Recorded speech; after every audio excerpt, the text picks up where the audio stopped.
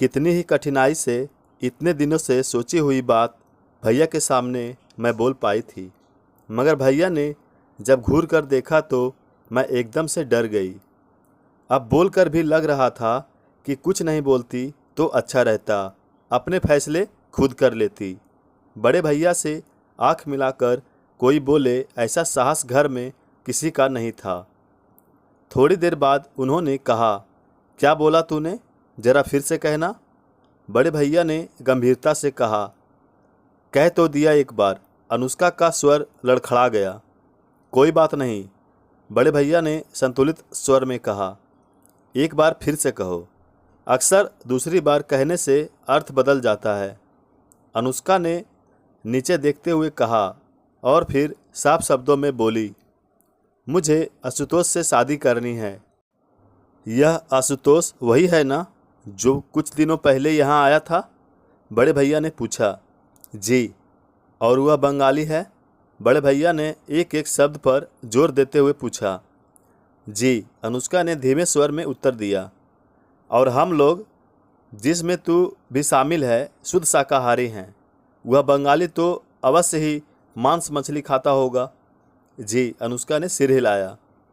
यह शादी नहीं हो सकती, बड़े भैया ने गरज कर कहा। क्यों बड़े भैया? अनुष्का ने साहस जुटाकर पूछा।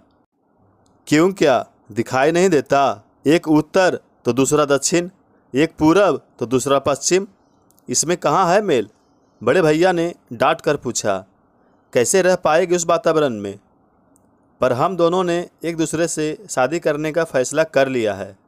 क्या यह मेल नहीं है? अनुष्का ने दृढ़ता से उत्तर दिया। अच्छा, तो तू इतनी बड़ी हो गई है कि अपने फैसले स्वयं करेगी? लगता है तू अपने को विश्व सुंदरी समझने लगी है कि जो चाहे कर लेगी। बड़े भैया ने व्यंग कसते हुए कहा। अनुष्का यह सोचकर चुप रही कि उत्तर देगी तो वे और भड़क जाएंगे। उनका टेप एक बार चालू होता है तो फिर बंद नहीं होता। कोई उत्तर न पाकर बड़े भैया ने फिर से पूछा, और अगर मैं शादी की मंजूरी नहीं दूँ तो हम कोर्ट में शादी करेंगे। अनुष्का का विद्रोह भड़क उठा। शाबाश बेटी, भैया ने ताली बजाते हुए कहा। तूने मेरी इज्जत रख ली। अगर मैं शादी के लिए हामी भर देता हूँ तो लोग हजार सवाल करेंगे। मैं जवाब देते देते थक जाऊँगा। अनुष्का को सहसा विश्वास नहीं हुआ कि बड़े भैया समर्थन कर रहे हैं या तीखा व्यंग्यबाण छोड़ रहे हैं। उनसे किसी बात की कभी भी ऐसी उम्मीद नहीं की जा सकती थी। अनुष्का दुविधा में पड़ गई। अब क्या हुआ? चुप क्यों हो गई? बड़े भैया ने डांट कर पूछा। अनुष्का ने डरते डरते कहा, आप नाराज़ हो गए क्या? हाँ, नाराज़ होने की बात ही है। अच्छी तरह से फैसला कर लिया ना? ऊंच नीच सब देख लिया है ना? भैया ने कहा। बाद में पछताएगी तो नहीं? जी नहीं, उसने संक्षिप्त उत्तर दिया। तो जाओ कोर्ट में शादी कर आओ, मैं तुम दोनों को आशीर्वाद दे दूंगा।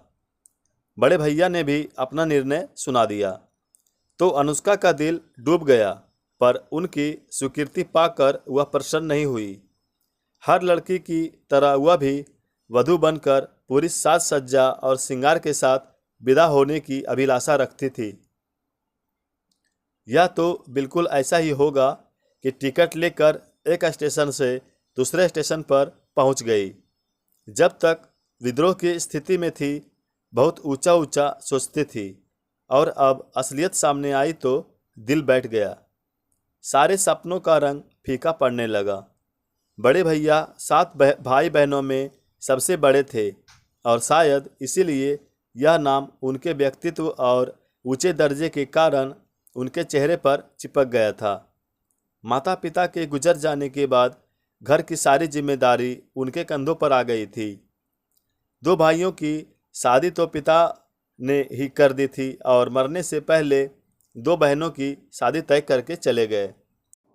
ये सब काम बड़े भैया ने ही किए हैं।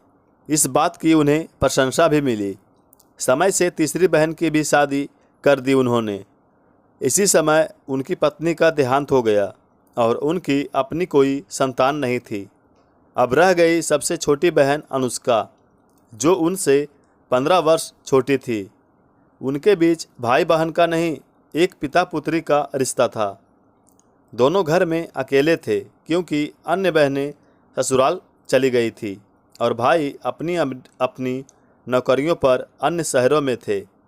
अनुष्का बड़े भैया से जितनी डांट खाती थी उतना ही वह उनके सिर चढ़ी भी थी। कोर्ट की शादी से अनुष्का धूमधाम की शादी से वंचित रही, जबकि आशुतोष के परिवार वालों को लगा जैसे वे लोग धोखा खा गए। खाली हाथ बिना दहेज की बहू के आने से उनकी नाराज़गी चेहरे पर बहुत बड़े मस्से की तरह दिखाई देने लगी। चूँकि आशुतोष ही अपनी कमाई से घर चला रहा था, इस कारण कुछ कहने का साहस किसी को नहीं हुआ। भाई साहब, एक परिचित ने व्यंग से पूछा, यह बेमेल शादी आपने स्वीकार कैसे कर ली? कहाँ हम उत्तर भारत के, कहाँ वह बंगाली? बड़े भैया ने कूटनीति का सहारा लेते हुए कहा, भाई मेरी स्वीकृति का प्रश्न ही कहाँ उठता है। उन दोनों ने अपनी मर्जी से कोर्ट में शादी कर ली तो मैं क्या कर सकता था। हाँ, आपको एक दावत ना मिलने का दुख अवश्य होगा। परिचित महोदय ने झेप कर कहा, मेरा मतलब यह नहीं था। पता नहीं कैसे निर्वाह करेंगे। आखिर उन लोगों की सांस्कृतिक पृष्ठभूमि तो बिल्कुल अलग है ना। सांस्कृतिक पृष्ठभूमि कुछ भी हो, पर संस्कार तो सबके भारतीय ही है ना। और फिर सारे विद्वान, जिसमें आप भी हैं, कहते हैं ना कि विवाह तो जन्म के साथ ही निर्धारित हो जाते हैं। बड़े भैया ने हंसते हुए आगे कहा, मैं और आप क्या कर सकते हैं। सुनकर उन सज्जन का मुंह बंद हो गया। अनुष्का ने दर्शन शास्त्र में एमए किया था और साथ ही बीएड भी कर लिया था। पहले एक स्कूल में और फिर एक अच्छे नामी कॉलेज में व्याख्याता के पद पर काम कर रही थी। आशुतोष दूसरे कॉलेज में वरिष्ठ व्याख्याता था। अक्सर मिलते जुलते रहते थे। एक दूसरे के प्रति आकर्षण ने अपना रंग जमाना शुरू कर दिया। अंत में शादी करने का भी इरादा कर लिया। दोनों परिवारों के विरोध का भी उन्हें आभास था, पर कोशिश यही थी कि शादी बिना किसी झंझट के हो जाए, बाकी देख लेंगे। आशा के विपरीत बड़े भैया ने कुछ नहीं कहा, जबकि आशुतोष के घर वालों ने कुछ समय तक असहयोग आंदोलन किया। शादी को लगभग 7 महीने हो चुके थे और ऊपरी तौर से सबकी जीवन यात्रा सुचारू रूप से चल रही थी। रात्रि के 11 बजे होंगे। बड़े भैया टीवी पर एक रोचक धारावाहिक देख रहे थे। तभी अचानक दरवाजे पर घंटी तो बजे ही, साथ ही कोई धड़ाधड़ बड़बड़ा भी रहा था। बड़े भैया को दहशत हुई कि कहीं कोई लुटेरा या आतंकवादी तो नहीं।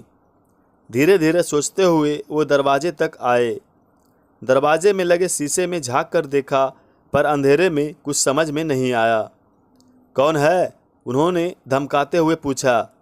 मैं हूँ, एक मिमियाता स्वर आया। दरवाज़ा खोलिए। आवाज़ कुछ परिचित सी लगी, पर धोखा भी तो हो सकता है। सोचकर बड़े भैया ने कड़क कर पूछा, मैं कौन? अन्नू। लगा कि आवाज़ में जान ही नहीं थी। बड़े भैया प्यार से उसे अन्नू बुलाते थे। बड़े भैया ने झट से दरवाज़ा खोला। अनुष्का हाथ में एक छोटा सूटकेस लिए खड़ी थी, ठीक किसी फिल्मी नायिका की तरह। पहले तो बड़े भैया की छाती से लिपट कर रोई और फिर सीधे अपने कमरे में चली गई। बड़े भैया ने कुछ नहीं कहा, केवल गंभीरता से सोचते रहे कि सुबह होने पर ही पूछेंगे। वैसे पूछने की आवश्यकता भी क्या है। सवेरे से अखबार पढ़ रहे थे।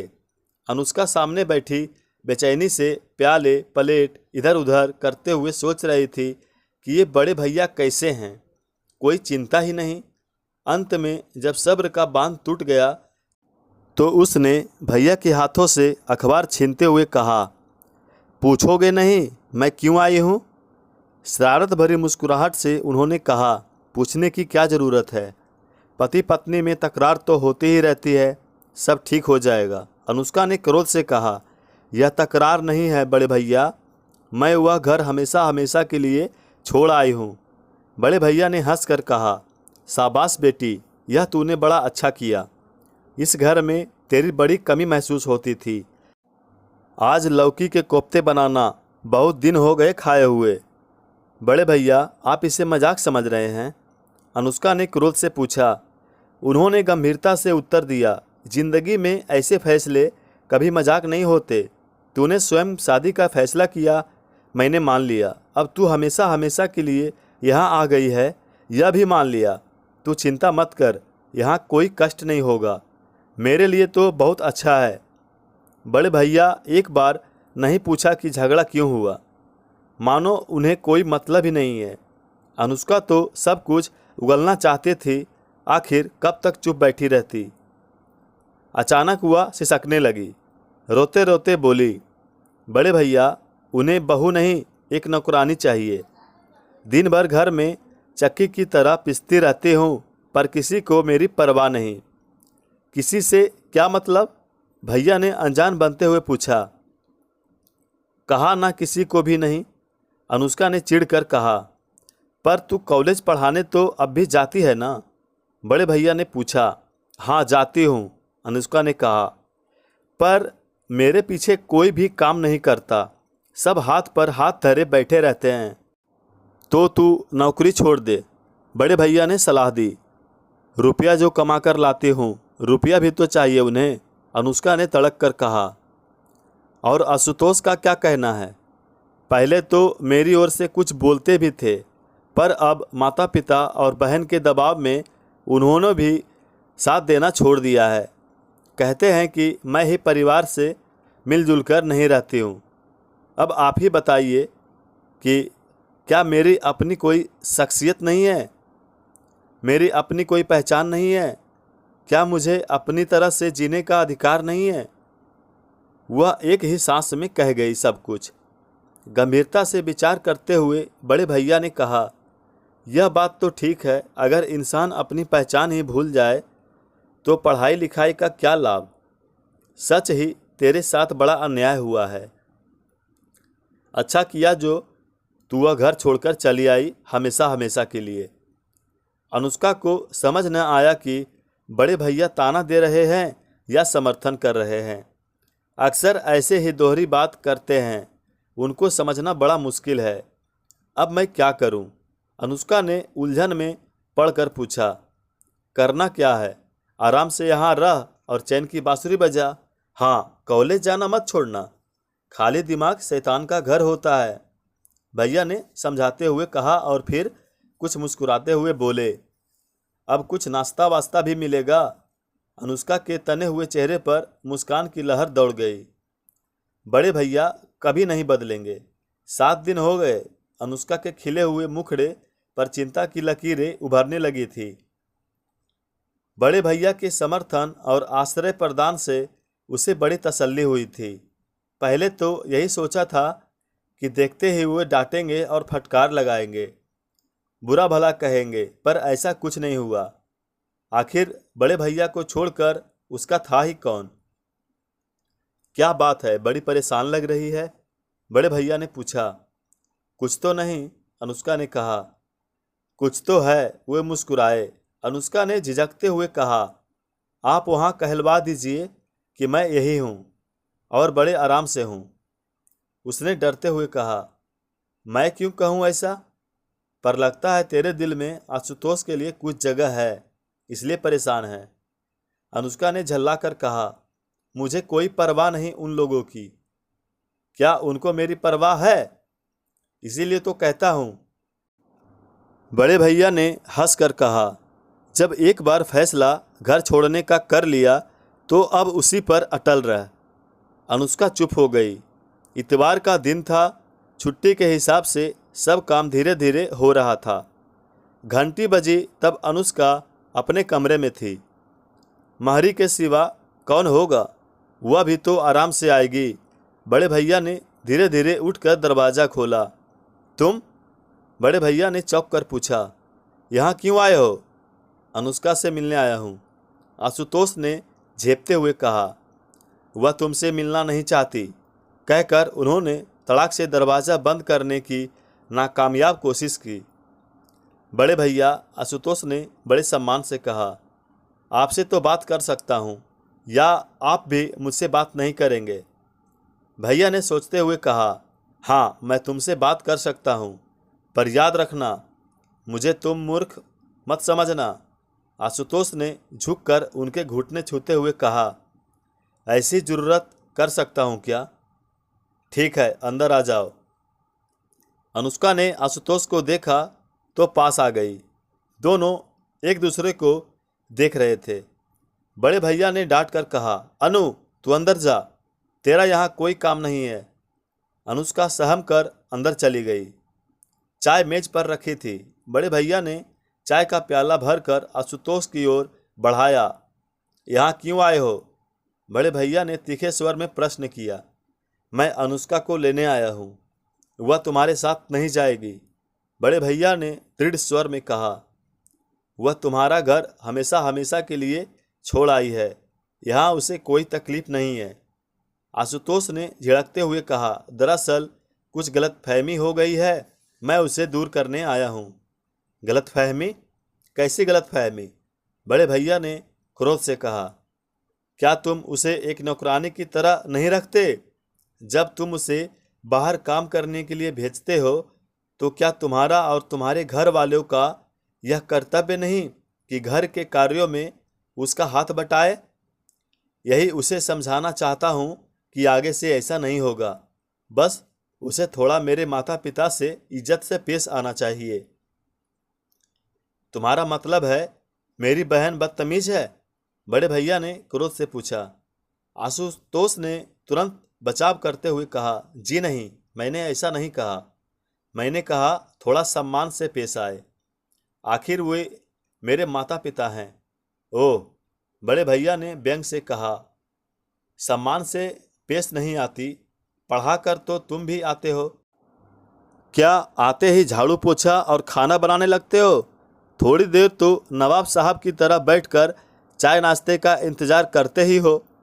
आशुतोष उत्तर के लिए सही शब्द न पा सका। उसकी जीभ लड़खड़ा गई। अरे काम से आते ही थकी मांदी लड़की से सब यह उम्मीद करे कि काम में जुट जाए और सम्मान से भी पेश आए, यह सोचकर तुमने एक पढ़ी लिखी लड़की के साथ बड़ा अन्याय किया है। बड़े भैया ने सिर हिलाते हुए कहा। भैया आप समझ नहीं रहे हैं, आशुतोष ने तीव्र स्वर में कहा। वह किसी भी सूरत में मुझसे और मेरे परिवार से घुल मिलकर नहीं रहना चाहती। यानी तुमने उसे और उसने तुम्हें समझने में भूल की है। यह शादी तुमने भावना में बहकर जल्दबाजी में कर ली। भैया ने तीखा प्रश्न किया। जी ऐसा तो नहीं था, आशुतोष ने हकलाते हुए कहा। हमने सारे पहलुओं पर अच्छी तरह से गौर कर लिया है। असलियत की दुनिया कल्पना के संसार से बहुत अलग होती है ना दामाद बाबू? बड़े भैया ने कटु व्यंग से पूछा। अब जब समझ ही लिया है कि यह शादी एक भूल थी तो यहाँ क्या करने आए हो? मैं उसे समझाना चाहता हूँ, आशुतोष ने धीरे से कहा।